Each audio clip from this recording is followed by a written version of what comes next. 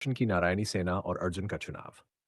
महाभारत के महायुद्ध की नींव उस समय रखी गई जब कौरवों और पांडवों के बीच मतभेद इतना बढ़ गया कि युद्ध अपरिहार्य हो गया।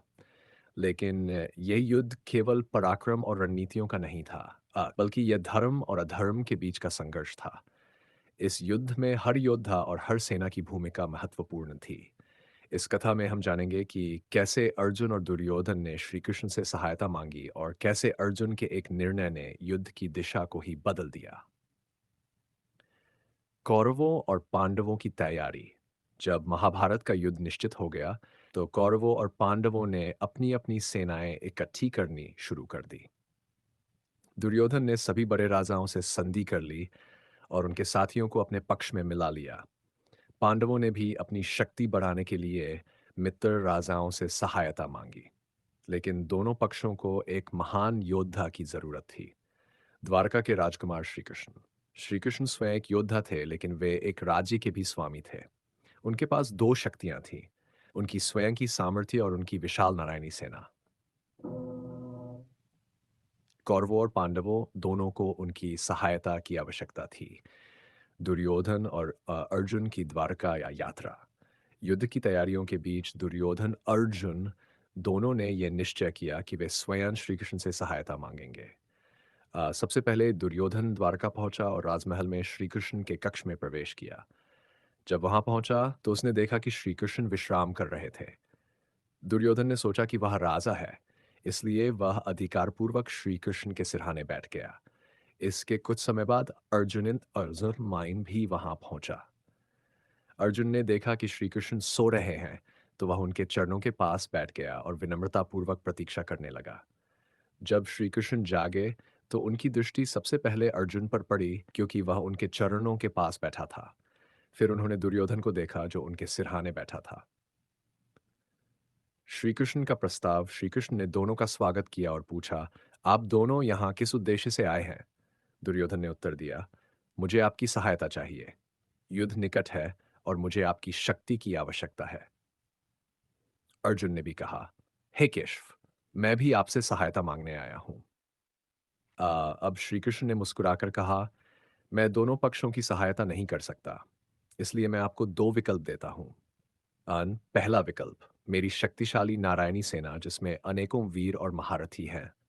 दा दूसरा विकल्प, मैं स्वयं, लेकिन मैं युद्ध में कोई शस्त्र धारण नहीं करूंगा। अब श्री कृष्ण ने कहा, मैं पहले अर्जुन को निर्णय करने का अवसर दूंगा, क्योंकि मैंने सबसे पहले उसी को देखा था। ऐशरायवाश अर्जुन का निर्णय। दुर्योधन मन ही मन प्रसन्न था। उसे विश्वास था कि अर्जुन नारायणी सेना चुनेगा और वह स्वयं श्री कृष्ण को ले जाएगा।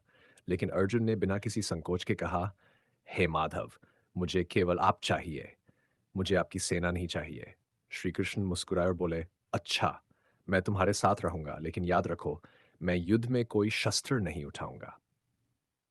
अर्जुन ने श्रद्धापूर्वक प्रणाम किया और कहा, मुझे केवल आपका साथ चाहिए और कुछ नहीं। दुर्योधन यह सुनकर प्रसन्न हो गया। उसे लगा कि अर्जुन ने बहुत बड़ी भूल कर दी। दुर्योधन का हर्ष और श्री कृष्ण की लीला। अब दुर्योधन को कोई संदेह नहीं था। उसने तुरंत नारायणी सेना को अपने पक्ष में ले लिया। मन ही मन वह सोच रहा था, अर्जुन कितना मूर्ख है। उसने अकेले श्री कृष्ण को चुना, जबकि मुझे उनकी विशाल सेना मिल गई। वह खुशी खुशी हस्तिनापुर लौट आया और यह समाचार सबको सुनाया। लेकिन विदुर, भीष्म और अन्य जानी जन मुस्कुराए और बोले, तुम्हें सेना तो मिल गई, लेकिन अर्जुन को भगवान स्वयं मिल गए। युद्ध में श्री कृष्ण की भूमिका। युद्ध में श्री कृष्ण ने कोई शस्त्र नहीं उठाया, लेकिन वे अर्जुन के सारथी बने। उन्होंने अर्जुन को धर्म का ज्ञान दिया। उन्हें कुरुक्षेत्र में श्रीमद् भगवद गीता का उपदेश दिया, जिससे अर्जुन को सही और गलत का बोध हुआ। उन्होंने अर्जुन का रथ चलाकर उसकी रक्षा की। जब अर्जुन को मोह हुआ, तब उन्होंने उसका मार्गदर्शन किया। जब युद्ध में अर्जुन के सामने असमंजस की स्थिति आई, तब श्री कृष्ण ने उसे धर्म का सही मार्ग दिखाया। युद्ध के अंत में वही हुआ जो होना था, अधर्म पर धर्म की विजय हुई। इस कहानी से हमें क्या शिक्षा मिलती है? ईश्वर का साथ सबसे बड़ी शक्ति है। अर्जुन ने श्री कृष्ण को चुना, न कि उनकी सेना को। यही कारण था कि उन्होंने युद्ध में विजय प्राप्त की।